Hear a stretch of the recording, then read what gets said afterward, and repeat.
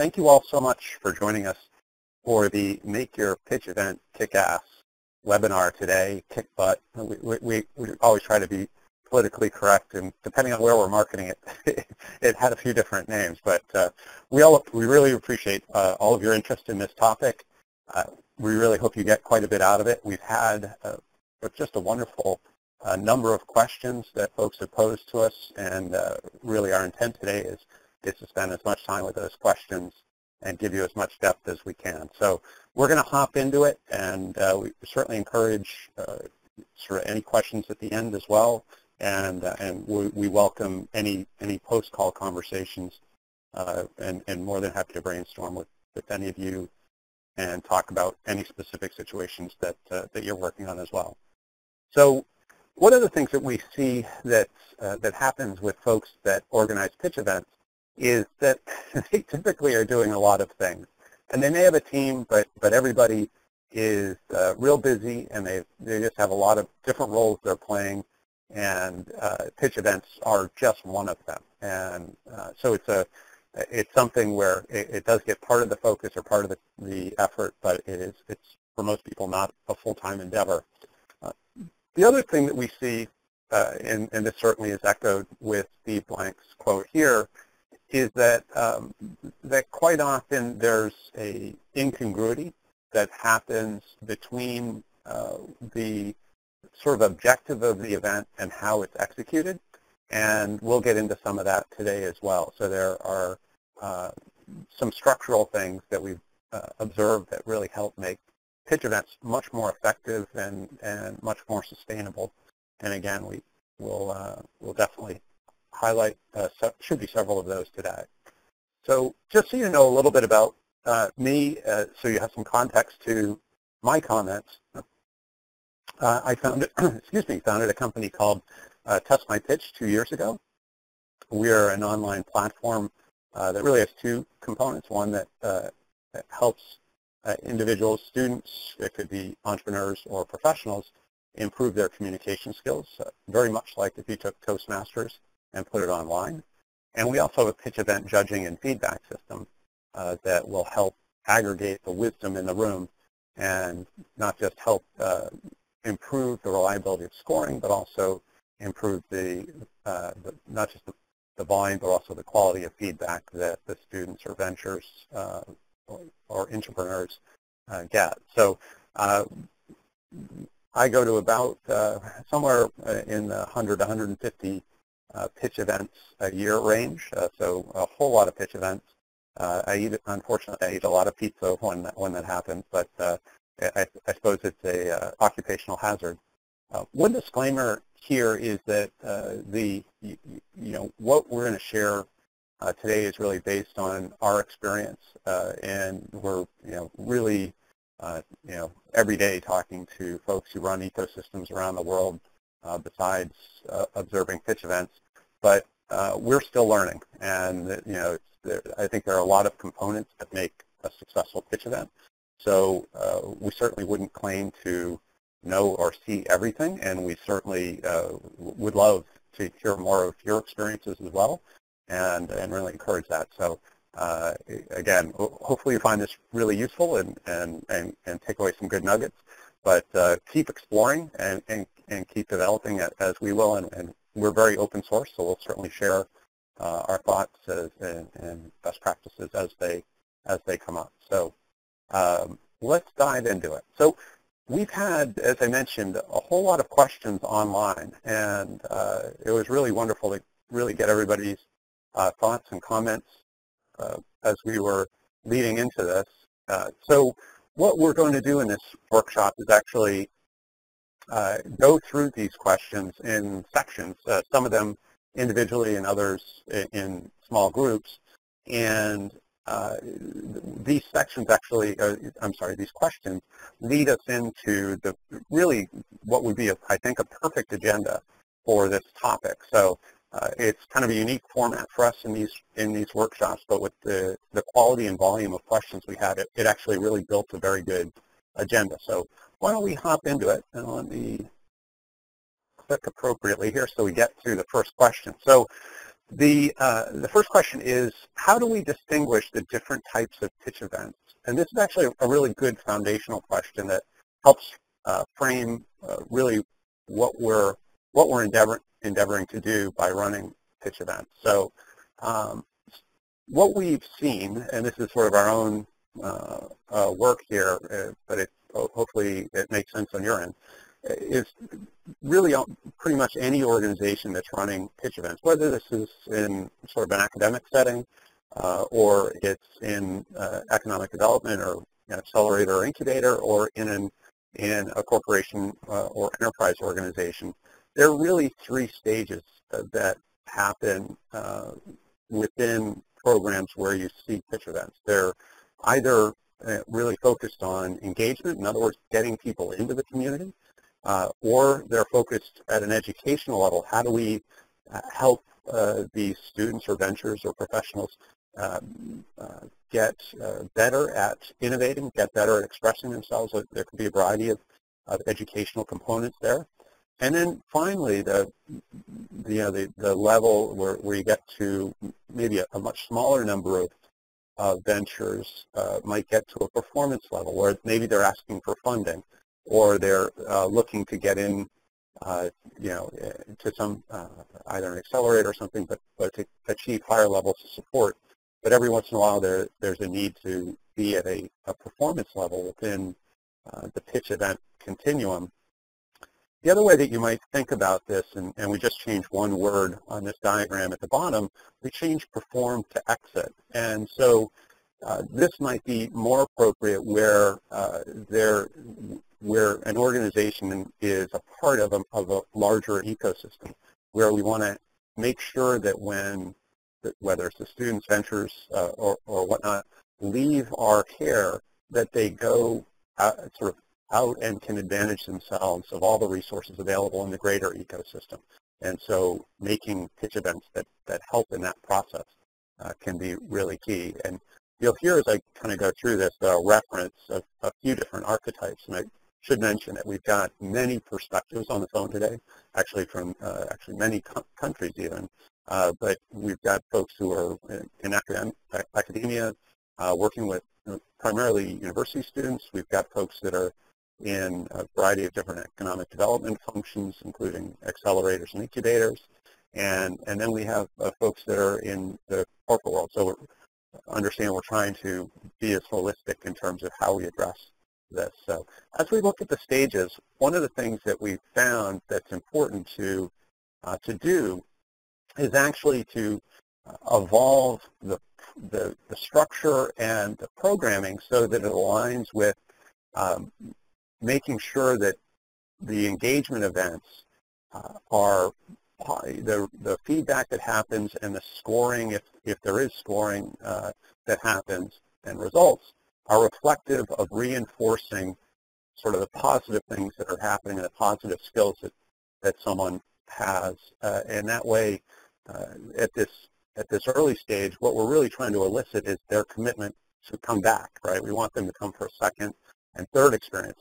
And really one of the big challenges that we see more often than not is that, and kind of like just Steve Blank's comments that I shared earlier, is that that quite often there's a mismatch. And to give an example, I was just at a pitch event that was very much an engagement event, but yet the criteria were very focused on later stage ventures, ones that were looking for funding and so on.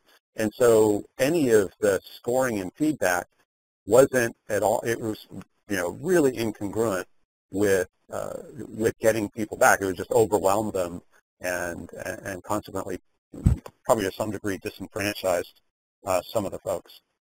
So the next is, as we sort of go in this continuum down to perform or exit, is we want to make sure feedback is more direct, that where we go from being sort of more superficial and positive to being more intimate and very much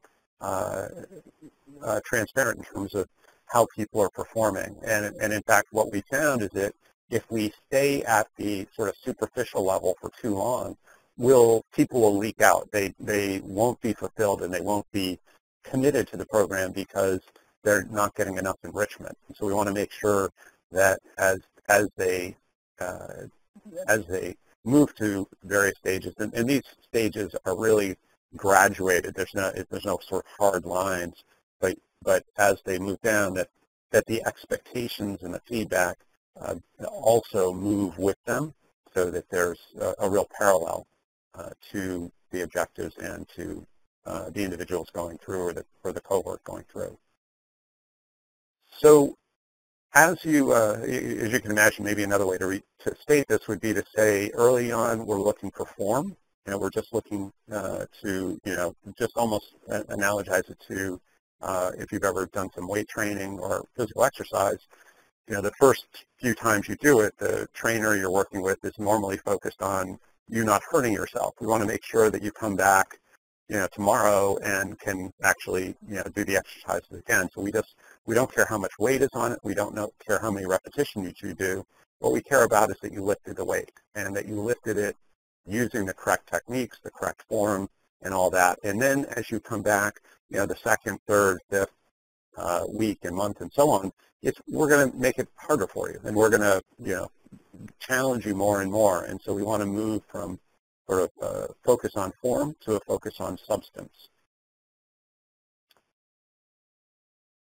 So with looking at the next set of questions here, these seem really appropriate as well, and there are even more questions actually about attracting the audience and engaging community than we're representing here. So the questions are, how do we attract relevant audience, high-value investors and entrepreneurs, and diverse participants and repeat audience?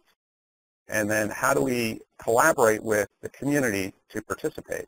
And how do we get the word out about the event? So we've lumped these together because they really fit, I think, really quite well together. So let's take community building first, because this is really the where it all begins, and where I think where you're going to build the most effective process. So there are really two ways to look at this. There's some that are on the call who are sort of have a blank slate and can start sort of fresh. And there are others whose programs are very much in motion, and may have been in motion for 5, 10, 15, 20 years. And so we sort of want to get to kind of what we're talking about here, but for those that have that clean slate, they can sort of do this today. And for those that are already in motion, it may be a transition to what we're going to talk about in terms of community building. So the whole idea with community building is to come from a focus or have a focus of inclusion. So as you can see by this diagram, you've got folks that are, or you've got a variety of ways to sort of look at community. You could have an exclusionary community where, there's some people in the middle and some around the perimeter. You could have a view of more segregation or integration. But ultimately, the most powerful and functional communities are those that are inclusive. And that really means that people are invested and have ownership, and all people, or at least the core people, have ownership of the community to the point, to really a fairly equal status, so that they are co-promoting, they're co-creating, and when you do that, you'll find that it's much easier to broaden and diversify who's engaged. And so let me actually bring that to maybe an example that is easy for many of us to imagine. So I would imagine there are many on the call who have had the experience of either moving into someone else's house or having someone move into your house, and house could be apartment or whatever. But kind of the normal thing that happens there is, the person whose house it is makes some room for the person who's moving in, and maybe they give them a drawer, maybe they clean off a shelf in the bathroom, there may be some closet space that's, freed up or whatnot, and ultimately this person is a guest. Even if they're a long-term guest, they're there, sort of with allocated space as opposed to ownership, and that ends up kind of looking like this, where, that person who's the guest never quite takes ownership, or it's not even really takes ownership, has the opportunity to be an equal participant, because they're sort of there with the space that they're given as, sort of under the graces of the person whose house it is. And so imagine if you're trying to community build in the sense of, sort of an entrepreneurial ecosystem or entrepreneurial community, and you invite someone in a similar setting. In other words, we're going to give you a little shelf space. We're going to, give you maybe a little promotion. And do you think you're going to get, the same level of ownership that you might in another construct? And what ends up happening when you invite someone to have a little shelf space in your house is you end up finding, dishes in the sink. You end up finding crumbs on the couch, and it's just not the same. And where it really changes is if you engage people from the beginning, if you get them involved at the outset. And what we found, we've actually tested this several times, is that the process, we actually have a really good sort of template for this, and we're more than happy to share it. But the idea is to, if you're sort of at that sort of clean slate moment, is to first just write a very simple vision statement that sort of any organization or stakeholding organization in your ecosystem who is somewhat like-minded could agree to. So just a simplistic vision statement, and invite people to come in and talk about how you might work together to accomplish that vision. And the vision should be a sentence or two, really simple. And then once you've gotten people together to talk about that, then you're going to look for ways that you have aligned self-interest. You're going to look for common ground and ways that you can work together to accomplish your common goals.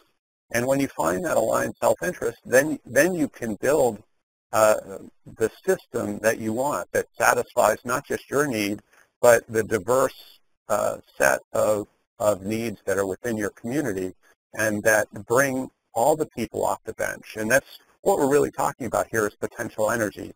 And if there are folks that are excluded from participating, whether it's intended or unintended, then we have unrealized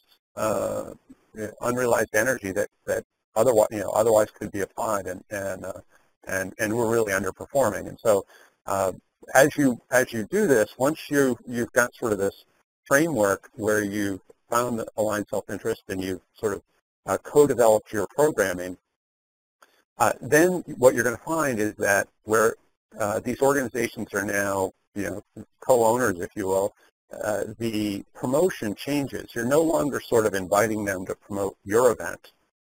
You're inviting them to promote their event. And in fact, they're inviting you to promote their event and your event. And so it's the level of ownership totally changes. In fact, the programming becomes much better because it attracts, it's framed in a way that attracts the diverse audience that you intend. And so, kind of the normal that we see is that we all, without a whole lot of work and a whole lot of thought, we generally tend to attract those that look and sound like us. And so in order to attract those that don't look and don't sound like us, we have to engage people at the beginning who don't look and sound like us, so that we can cause the right programming, the right advocacy in the community to get people to show up. And again, we've had some really good examples where this has worked incredibly effectively. And so, when you think about, okay, so there's that clean slate approach, and then there's the, we're not, we're 20 years into this, and we're pretty set. It may be that you have the opportunity to create a new program, and before you do that, convening a sort of this framework group that we've talked about might be a good first step. So you have one new program that's coming out, and it's developed in a much more inclusionary way. And then over time, you can transition some of your other programs, and maybe even transition out some programs and have them replaced by some new some new programs that are really inclusive. And this works on college campuses where there are, obviously a lot of different colleges, a lot of different interests. It works within corporations when there are divisions and different business units, and it definitely works in the economic development spectrum. And getting people in the movie at the beginning and co-creating is definitely the biggest secret to community building that we've found. So now that we've sort of built our community, how do we get the word out effectively? And how do we, part of the questions here were, how do we get people to show up? And then how do we get them to show up again? How do we get them to be long-term committed to the community? And what we're going to talk about is really two things here. It's really about antecedents and consequences. And so the easiest way to think of an antecedent is very similar to how you would think of an advertisement, or it is really an advertisement. And an antecedent is essentially a promise. And so an example would be if maybe we're either online or reading a paper and we see a 2-for-1 coupon to go out, to a nice dinner, and we clip it out and we get a friend and we go to that restaurant and we have the 2-for-1 meal. And imagine, we probably, many of us have had this experience where the meal doesn't, or the experience doesn't at all resemble the promise. And so, in other words, we have a bad experience. Maybe the food's bad, the service is bad, there's, something that just didn't satisfy us.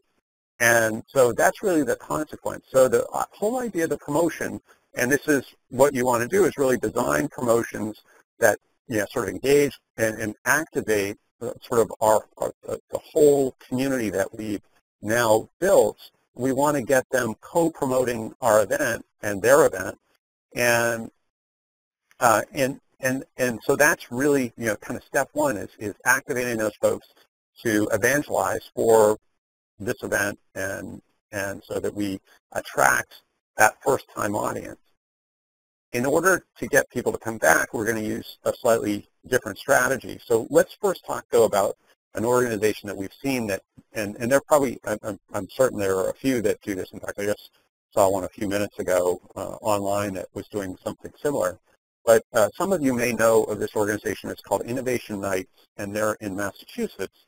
And they do something pretty cool. So their goal is really around community building. They've been around for 6 years. They do monthly events that normally sell out and sell out handily. And they do something pretty neat. So, most of us, when we're marketing, we kind of use our own energy, and maybe we can activate some community, some community organizations to co-promote. But ultimately, it's a lot of the burden of promotion falls on us, and the message is really just going out to the same audience it went to last month and the previous month, because that's our mailing list.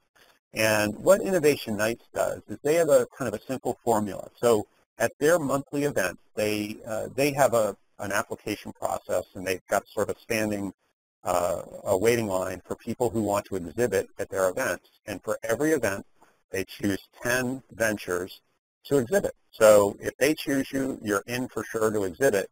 But about 30 days before the event, they open up online voting, and maybe it's somewhere between the sort of the 30 days before and 10 days before, they have online voting where where anyone can vote on these 10 ventures that we'll be exhibiting, and the 4 with the most votes will actually get to do a pitch at the event. So they'll actually get to, whether it's a promotional pitch, or they're probably not doing funding pitches, but they're doing idea pitches and resource pitches and things like that.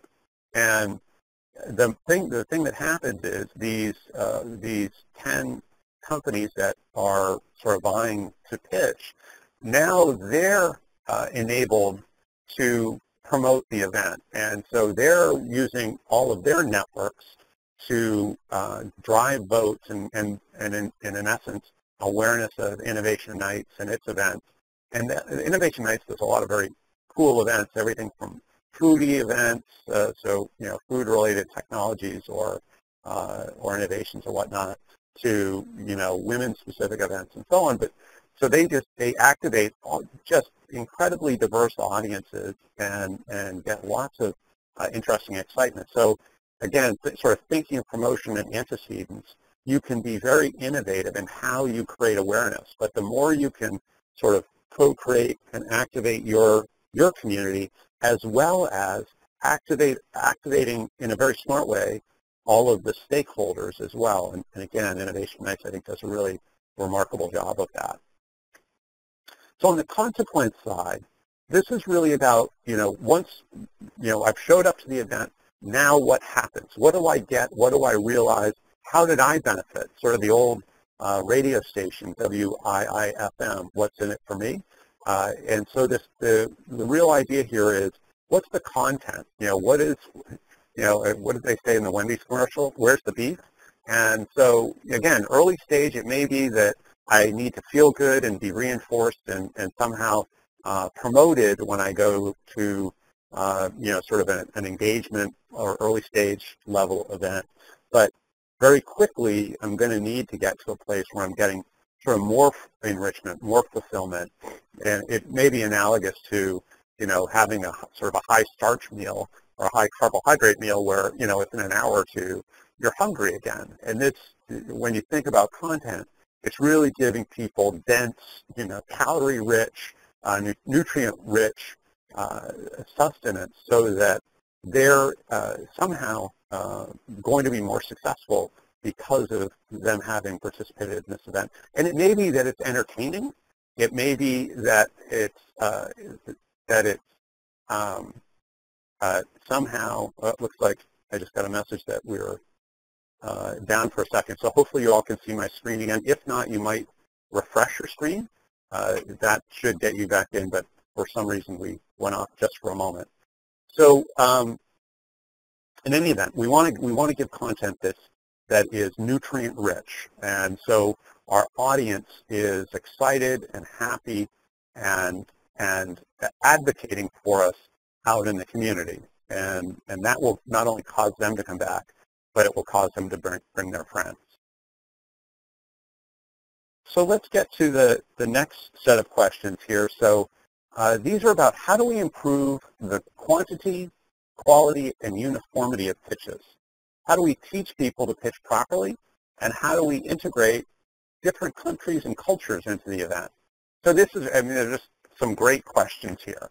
And really a few different directions that we want to go with this. So let's take the first one in terms of how do we select folks, how do we qualify who should come into the event, and ultimately it's really about having sort of the appropriateness, understanding what stage we're at, and then building some methods of qualifying people who are appropriate for that stage. So it may be that we're at the engagement level, and it's open mic night. That's awesome. You may be doing an Ignite event or a Picha Kucha event, or just a sort of community pitch event. Anything like that is wonderful, and getting people excited and engaged and in is cool. It may be though that we're doing sort of anything from a funding event where there's maybe some prize money, or there's we've come through an accelerator, or whatever the case is, or we're sort of at a in a corporate environment where we're determining capital expenses for the year, or capital expenditures that would be appropriate. And so qualifying people before they can come into that, to make sure they're prepared, to make sure what they're bringing is relevant and will be meaningful for the audience. So developing content is not just about satisfying the pitcher. It's really also about satisfying the audience. Because we want the pitchers to come back, but we also want to give the audience good experience. And maybe the easiest way to think of this is, imagine, we work with a lot of organizations that work with investors, and so they'll bring in maybe a set of ventures to invest or to pitch and to get some awareness for potential future investment. And what we find is the cycle is actually really difficult. In other words, when the quality of pitchers and pitches goes down, you'll see, sort of a fairly fast erosion of the quality and volume of investors that show up. And so it takes a really concerted effort to turn that around. In other words, in order to get the investors back, you got to be beginning to get better ventures, more interesting projects to come back into the community, into the room. And as you do, the investors are pretty darn smart. They'll find you. And as you get better investors in, you'll get better pitchers and better ventures as well. And so, when one goes down, they typically both reduce in quality and volume. And when one goes up, if it's at least reasonably well promoted, the others go up. So the whole rising tide methodology works really well. So if we select well, if we groom well, then we're going to, the whole community sort of prospers from that. So this is actually an area where we found many pitch events get derailed, and that is if we frame the event well, then we're really setting the ventures, whether students or whatnot, up for success. And what we see happen probably at least 50% of the time is that people pitch without a good sense of how they're going to be evaluated. And it may be that this information is shared, although we do see quite often that it's not. But it's also really understanding the context of how they're going to be evaluated. So, most organizations have criteria, and they're usually, really pretty good. But they haven't articulated what the context of that criteria is. So we could, whether we have 3 criteria or 5 or 6 or whatever the right number is for a given event, if we don't identify for the judges and the people who are going to be evaluated what the context of that criteria is. In other words, the objective of this pitch is to get funding, or the objective of this pitch is to articulate an idea that is a sustainable business.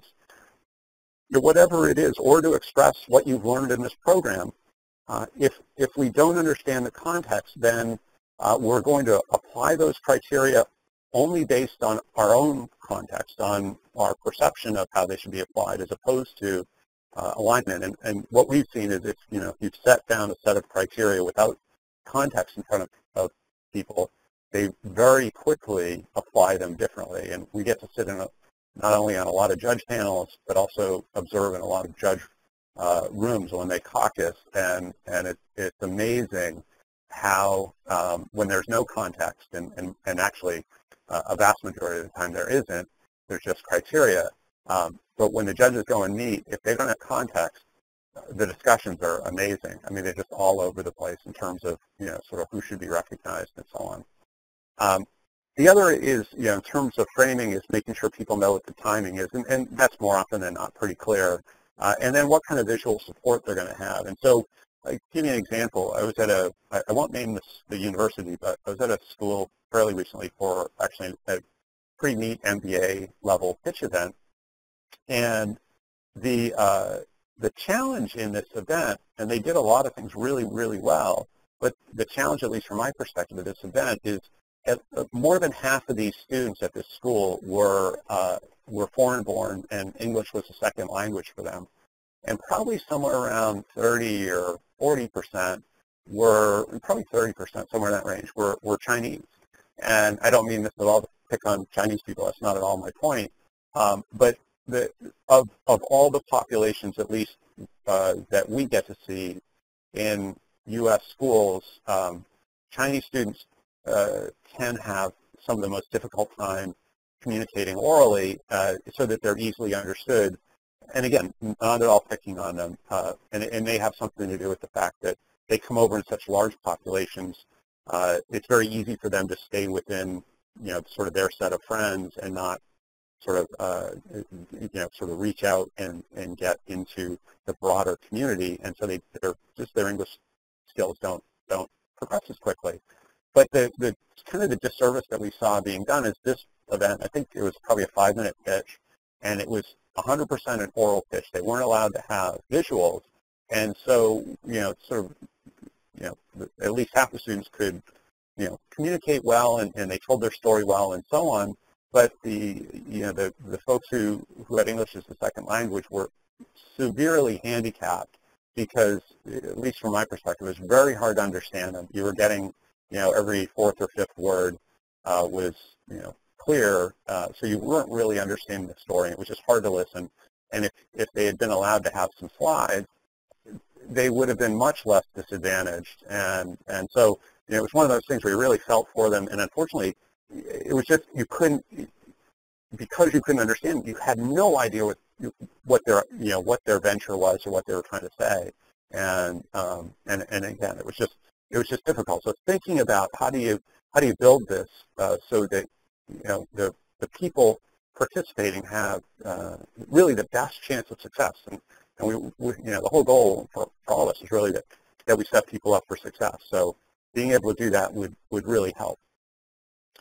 So then we get to practice. So this will bring back memories. So this was how we used to practice, and maybe some still do. We get in front of the mirror, we tell our story, and we watch our story, and we give ourselves feedback on what we just said. So this is good. I mean, this is definitely a helpful method of improving our communication skills, but certainly the limitation is that we have to do several things at one time. We have to perform, and we have to assess sort of all at the same time, and we can't play it back. So there's a limitation in terms of what we're going to get out of this. We don't get any perspective except for our own, so there's a limitation there as well.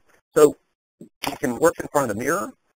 And the sort of second level here in terms of how we improve our communication skills is we maybe are part of a practice session where we can give our pitch to a set of people who can give us feedback. And this is definitely better than practicing alone or in front of a mirror, but it does have some limitations. So if you think about this situation, when we get feedback, so in this case we have 4 people observing 1. Now, how do we know, at this point, let's just assume they're not using a rubric of any kind and they're just giving oral feedback, which is normally the case in these type of sessions. And so the individuals are giving feedback relative to their perspective and their criteria, not relative to a program's criteria, and that happens quite a bit in coaching sessions. And the second part of this is about 65% of us are visual learners. So when we give oral feedback, the majority of us have a hard time internalizing and actioning that. So the idea that somebody gives us feedback orally, we don't have a way to quantify the value of one person's comment versus another's. And so it becomes difficult to sort of assimilate that and to make sense of it and to appropriately action it. And so there are some limitations. Again, those coaching sessions are valuable, but we can progress faster maybe with some other techniques and methods as well. So, and the point of this is definitely not to sell our system, but to maybe share a next level opportunity in terms of communication skill development. So when we can help people on the drafting side, and what we've seen, and maybe some of your experience, is that quite often early stage pitches are very imbalanced, maybe even some late stage pitches. But let's take the example of somebody who is technology focused.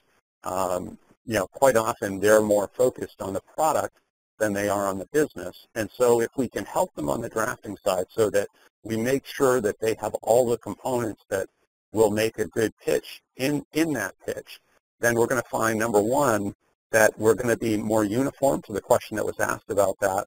We're going to start people off at a advanced level in terms of where they come into their sort of pitching competence. And when they do better, they will be more confident. And so competence and confidence sort of work lockstep together. And so when we can get them to get a good first draft quickly up, because what we find is that, if you ask somebody to draft a pitch, it's going to take, certainly we see at least days, if not weeks, and sometimes even months. And if you have a system that will sort of walk them through that, we see people drafting pitches in, minutes, literally 10, 15, 20, 30 minutes. And so if you can, it's really about getting that first draft live and then beginning to get feedback. So, you get something posted, somebody can, or a group of people, mentors or other students or whatnot can come in and give feedback. And then the feedback can be very contextual. We have criteria, and we have both qualitative and quantitative measures so that the individual can progress much quicker and much more consistent, so that whatever feedback they're getting all fits within a framework that helps them move forward much quicker. And so the whole goal is to get them, so that the practicing is much more effective, so that they get to an elevated level quicker. So now we get into performance, and how do we make sure that the performance is strong? So here's sort of a scenario we see quite often is, we get an individual where they're going to come in, they come into their first event, and here they are, they're making their pitch, and it's just a wonderful experience, and we give them some great encouragement and maybe a few pointers. And, a few weeks pass, and, they come back into their second event, and it looks exactly the same. And so this is sort of that cycle that we see if the feedback, doesn't sort of come out, doesn't get to them. And when we, in most sort of judging situations, that's exactly what happens is, and in fact, we, the sort of 150 or so pitch events that I go to annually, the most normal thing that I do as soon as the pitches are done is I'll seek out the folks that pitch. So, most pitch events, and there are a lot of different forms, but the most normal is you have a top three and then, sort of everybody else.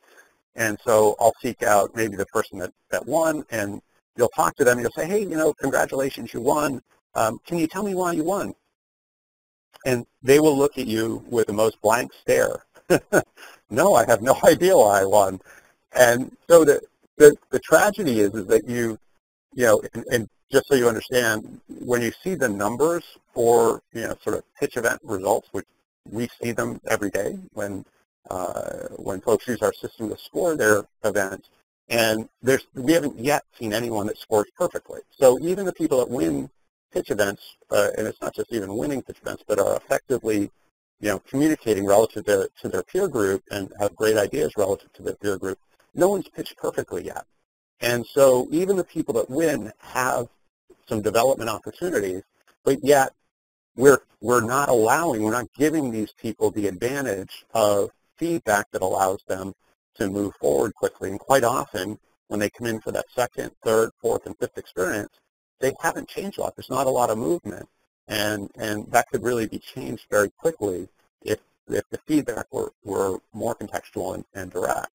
And the other sort of side of this is, so if you're in the top three, that's great, that's wonderful, but maybe this pitch event had 20 participants. So the folks that weren't recognized, number 4 through 20, when you go to them and ask, hey, that's, I saw your pitch, that was great, how do you think you did? They'll look at you with a blank stare because they have no idea how they did. They could have been really close to the top three, they could have been 4th or 5th, but they don't know. Or they could be 19th or 20th and a long way down the continuum. But yet they'll kind of either keep coming back because they sort of, want to do better, but they won't know how, or they'll disenfranchise and not come back because they're not feeling like they're progressing or that they're getting enough input to improve. There's not enough substance there for them to continue to evolve. So what feedback might look like, it would be something like this, where you could look at a scorecard so that you understand all the criteria and how you scored against those criteria and get not just your own information, but relative ranking and all of the text feedback. So the idea that you can get both qualitative and quantitative feedback.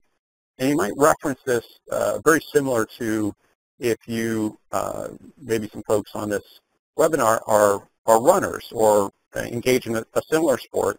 The cool thing about running is, runners get results pretty much as soon as they cross the finish line, within sort of minutes. As soon as the race is done, the organizer posts results, and the participants will look at those results really in three ways.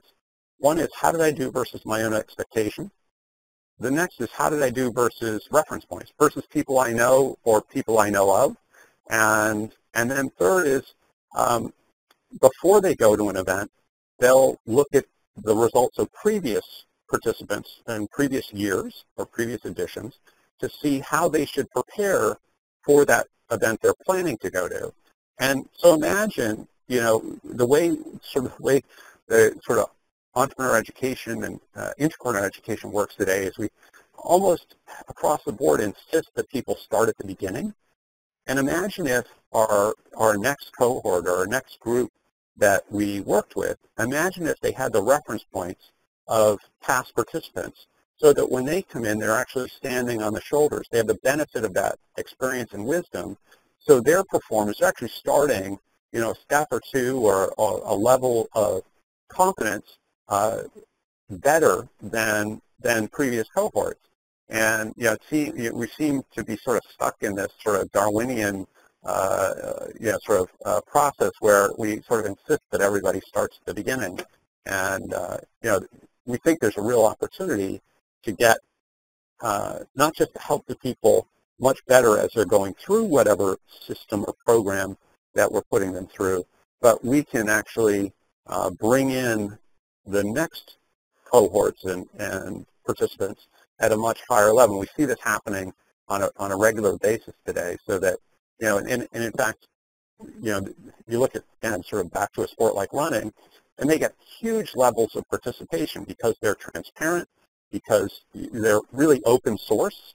And so the idea that somebody who's maybe sitting on the bench, who's reticent to participate, can now see what's involved and maybe more of what the value proposition is in getting involved, that people are getting feedback that's helpful, and that they can actually look at, past participants and actually be more prepared when they walk in the door, so that there's less discomfort, and they can kind of take that anxiety off the table, because they're able to feel much more prepared going into any of these events. So there are a lot of ways to sort of use this data and information to mature the process. When we look at information like this, it's really kind of on two spectrums. So certainly there's qualitative information and there's quantitative, and it really analogizes really well to the feedback we get when we're driving our vehicles, our cars. And we have the windows, and then we have the instruments on the dashboard, and the information we get from pitch scoring is very similar. And in fact, if we eliminated the scores, the quantitative part, and just gave the qualitative part, it would be analogous to covering up the windows in our car. Really hard to operate the car successfully without being able to view out the windows. Likewise, if we took away the quantitative part and just were able to look out the windshield, we'd eventually we'd get a ticket for going too fast or too slow, or we'd run out of gas, or we'd overheat our car, or whatever we would do. But we need both of those sets of information to properly operate our car. And there are all sorts of other sort of judged activities, right? We've got everything from diving to figure skating to gymnastics, and think of those competitors. They all get reference to how each other performed. And so the more references we have, when ships are at sea, captains use waypoints to navigate appropriately, and pilots in airplanes use waypoints as well. And these are guides to a successful voyage. And that's exactly what happens when we give good feedback. And when we do that, it's almost like dropping breadcrumbs. People follow a path to success, to their destination. And that's ultimately what we want to help people with, and that is sustaining. That is high sustenance, and in fact will motivate not only our community to come back and engage, but will motivate the audience to also realize much more benefit. So just a couple of questions left. One is, how do we attract investors from overseas? So really, we've kind of had fairly broad questions. Now one that is, very narrow and very focused. So it really comes back to content.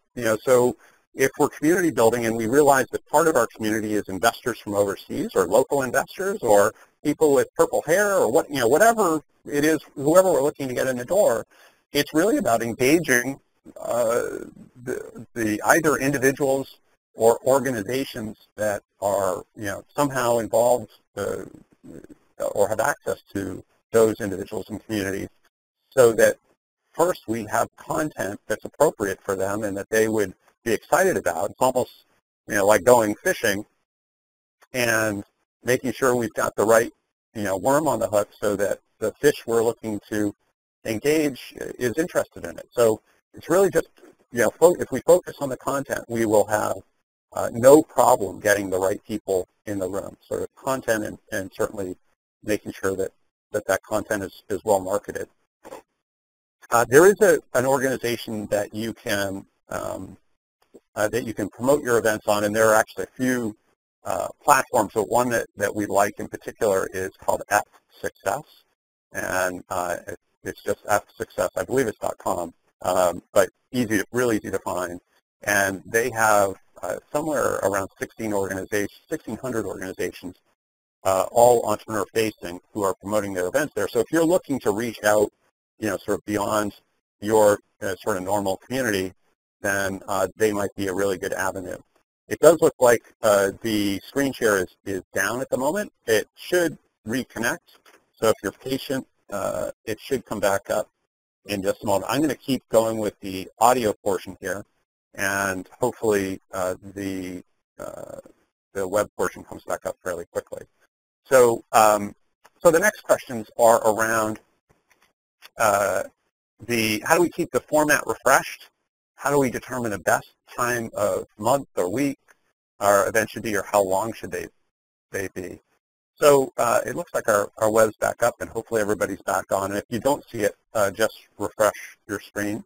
So in terms of how do we keep the format refreshed, really, again, kind of the same idea is we want to make sure that we know our audience and that we are developing and giving them content that is relevant and meaningful. So again, our audience is the pitchers, and it's the people who come to participate. So if we want investors in the room, the content and the people pitching has to be relevant for those investors. If we want alumni in the room, it has to be relevant. If we want the executives in the room, it has to be relevant. And so it's thinking about how what everybody's incentives are, who we want in the room, and making sure that their interests are satisfied, and that by doing that, then they not only come back, but they advocate, and that's really key. So again, centering this all around the audience, making sure that our content is audience-centered, is really the leverage point. So if we were going to summarize sort of what we're endeavoring to do here, there are really just a couple of key points. So we want to make sure that we have alignment between sort of our audience and what we're trying to accomplish, and that we're sort of executing at the appropriate stage. So if we're early stage with sort of young entrepreneurs, that we're doing pitch events that are more engagement focused, and that the criteria are more engagement focused and encouraging, and if they're more mature and gung-ho and so on, that our programming aligns to that. We want to build community. We want to make sure we're exceptionally inclusive, and or to the extent that is our mandate to be inclusive. We may be less inclusive because we're women only or whatnot. That's totally fine. But the idea being that if we want to build a stable, sustainable organization, having more community activation and inclusion will certainly help with that. Making sure our promotion is aligned with the content we deliver, and that our content continues to inspire and motivate the people who we're trying to attract. Then dealing with the selection and practice, performance, and making sure that we're giving feedback that is contextual, so that again people are sustained and they come back in subsequent efforts significantly improved and with a strong sort of upward trajectory. And again, audience centered and content being king is really the sort of the hallmark of a sustainable pitch program. So I'm going to take the phone off of mute, and I'm just looking at my handy dandy codes here to be able to do that. One second. If you have a question that you'd like to ask, please do. And we definitely have a couple minutes, and we'd be more than glad to answer any additional questions.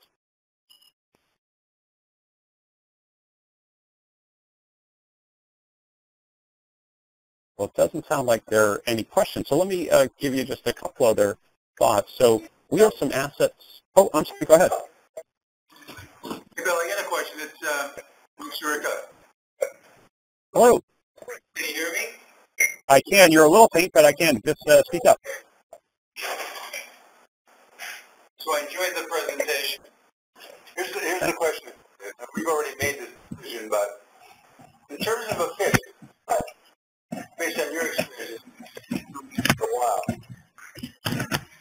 what's the ideal length of a pitch, the time? Is it 3 minutes? Is it 4 minutes? Is it 5 minutes? Does it depend on what we're trying to accomplish? Yeah, that's...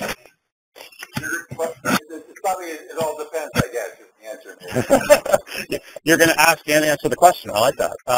So, yeah, no, that's totally cool. Yeah, I think you hit the nail on the head. It really depends. I think if you were at the, you might look at it similar to the continuum from engagement to performance or exit, is that you'll generally see the pitches get longer as you move through, engage to educate to perform. So you might start at the engage level at, a minute, and as you get more sophisticated, you'll get to 3 and 5 minutes, and then certainly some investor pitches are 10 and 20 minutes long. So it really depends on the purpose and the audience. Does that make sense? Yeah, it does. Yeah. Cool. And happy to brainstorm with that, with you on that if that would help. Are there other questions? Well, let me do this. So there are a couple of assets that are available on our website. You're more than happy to, or you're more than invited to download those if you like, or email me and I will send you the PDFs. But we have a pitch event organizer checklist. We have top 5 ways to grow pitch event participation. We have a criteria development worksheet, which actually is really handy and actually might help a little bit with your question. And then we have a community building template as well. And certainly if there are other assets that you don't see there that would be handy for you, we'd love that as well. And how you access them on, you can go to either testmypitch.com or scoremypitch.com. And if you go to the resources tab, you will get to these assets. And it's just, you just put in your email address and name, and you get a link to download them. And again, or you can just email me and I'll send them to you. Just to mention at the outset, I mentioned a little bit about our company, but we have Test My Pitch and Score My Pitch. Test My Pitch is a pitch event judging and feedback system. And I'm sorry, Score My Pitch is a pitch event judging and feedback system. And Test My Pitch is a communication development platform, a lot like if you took Toastmasters and put it online. And so in any event, we are excited that you are with us today, and certainly welcome any additional questions. We're, again, more than happy to brainstorm with folks. We did record this, and so we will share this as well as just a survey to get your impressions over the next 24 or 48 hours. And certainly let us know where we can be of assistance to you, or what other questions exist for you, and we're more than happy to jump in. But thank you all, and I hope you all have a wonderful weekend. Awesome. Thank you, Bill. Thank you. Thank you. Thank you. Bye now.